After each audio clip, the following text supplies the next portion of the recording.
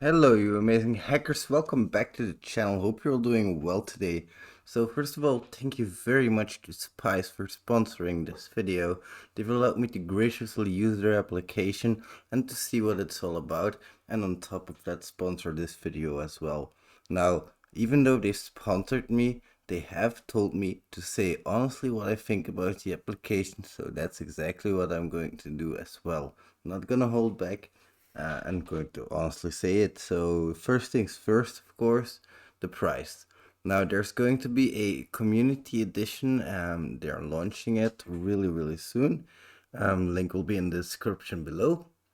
And there's also the standard edition, which gets you about 1000 API requests and 100k rows of download, and everything from the community plan, of course, and the unlimited daily lookups. Now we also have the Pro, which gives you about 100,000 API requests, 250,000 rows for download, and 65,536 on-demand scans, which is the one that we've been testing. This is our plan. And then we have a very expensive program for 1 million API requests and 5 million rows for download. So this is something that you'll have to see if you need this for your company. It's always good to start lower and to upgrade later on, but that's something you have to decide for yourself. If you do decide to grab it, it's always better to pay annually, because as you can see, you'll pay a little bit less that way. So the features, basically we have bulk search, which is really cool. I'll show you guys what it does real quick. So let's say we have www.hexpert.com and we have the regular, like let's say mail.hexpert.com, and maybe we want to try Google as well, google.com. So let's say we have a list of different subdomains. What we're going to do is when we click search or when we upload our file, we can see that it's automatically going to look up what those domains are, seeing if it can find any information about them. So there's a bulk search option, which is quite useful, though it really depends on your company, of course. Do you need this bulk search function or not? For me, myself, I really didn't need it that much, because I found that in the tool you can also do quite a lot of things, but other people might need it. Of course, there's a download as well, so you can choose how you want to download it. You can see that download is being created, so it's asynchronous, doesn't block the rest of the flow, which is really good. And the way I found it, or the way I found using it, is to mostly use the tools and then the subdomain finder. And I would find stuff like redbull.com, for example, and then I would put a specific filter on. Now this doesn't say anything. This is just a CVE, of course, but it's a start. So I would start with the CVE where the severity is high or higher. And you can see in here that we have some severity and critical issues. So that's something that I've been using it for. I've been using it to look for subdomains. By the way, I've tried to look for proof of concepts on all of these, and they're not really exploitable as far as I was able to see. And this also brings me to one of the negative points, or one of the missing points, is that I would love to have some more proof of concept information there, or at least like a Google Doc to quickly look for proof of concept information, just so I can click on it and then go on to the next part. Now if we click on one of these, there we go. As you can see, you have some information about the snapshot, the SSL certificates, what responses you've gained, and then of course also robots.txt if there was anything in it, what scripts are being used. So as you can see, quite a lot of information. And then of course the CVs as well, and the subdomains. This is quite useful because you can quickly see what technology is running and possibly link it to a CVE like the Unigorama. That's not something that's in here, but it might have been in here, like jQuery is not needs to be upgraded. Well, that you can easily check what version of jQuery they are running, and then you might be able to upgrade them or make a suggestion. Now this is mostly for internal pen testing. I also have the possibility, of course, to make curl requests, and there's this really useful button for it, API requests.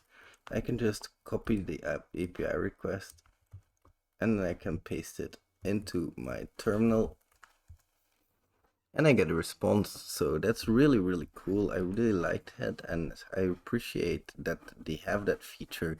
It's a one-click button. As you can see, it's everywhere. So let's go back to redbull.com as a search query. And if we search, it's also in here. We can have the same API request. We can have a download button as well again. And we can have some more search parameters. We can basically add a certain amount of search parameters per level of, I think it's per level that you buy, but I'm not sure. Don't quote me on that. And as you can see here in the payment section, this is the payment history. The API requests per month I have is 100,000, so it's cruel API access is true. I can apply 7 filters at once. That was what I was talking about. I can do bulk search, and I can do advanced search filters 173, and I can export 250k results, not for commercial use and not for redistribution of data. So that's obvious, of course. What else do we have in here? Well, of course, they have their awesome API, which you can talk to specifically on the APIs, or you can click on one of those buttons, show me the API request. That's possible. You can also do a domain lookup like redbull.com. And then you can see some more information about the domain. Here you can see which domains are available. As you can see, 697. You can click through on that amount. You can see which ones are specifically available. You can see a lot of information like the neighbors and the reverse SSL. So it's really handy. It's a one-click shop for a lot of tools: IP lookup, reverse IP lookup, a port scanner, which I just fill in the domain, IP address, the port, whatever. So really, really useful. Technology checker as well, that's sort of built into the subdomain finder and domain lookup. Then we have DNS lookup. Oh, by the way, the technology checker is a little bit different because it's going to search for a specific technology on all websites that it knows. So I'm going to search for PHP, for example. Then it's going through its complete database looking for websites that use PHP. As you can see here, domains that use it, 74.2 million. And as you can see, that's one of my biggest plus points is the speed. This tool is fast. It's really, really fast. That's something I can always appreciate because costing me time is not something that I like. I really prefer just going fast, not wasting any time. That's how I like to do it. Some MX lookups, NS lookups, WHOIS lookups. There's also, if my mouse wants to work along, ASN lookups. You have your SSL certificate, your reverse AdSense lookup. Sometimes you might find an AdSense ID and you might be able to plug that AdSense ID into here and find the related domains. That's possible. And then you also have company lookup, which might be interesting because you might be able to find certain assets that are under the organization, like Red Bull, for example. For Red Bull, I couldn't find anything yesterday, but let's say Google. Then I should remove this meta name contains, and I'm looking for the organization Google specifically. Again, I can look for the details for this website, and that's about it for this tool. I also have CVE search, which I can plug in a specific CVE, and it's going to search the entire database for servers that carry that CVE. So definitely useful there. And then there's some more smaller tools as well.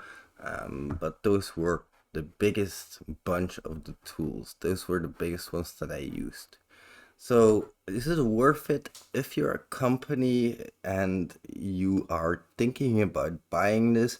If you have a great asset pool and it's really hard to keep under control, or if you have a pen testing company, then it's definitely worth buying this in my opinion, because enumeration and recon is extremely important. But as a bug bounty hunter, I can see that the investment might be a little bit much for a little bit less return on investment there. So I hope that was useful for you guys. I hope you gain insight. And if you have any more questions, feel free to ask them in the comments below.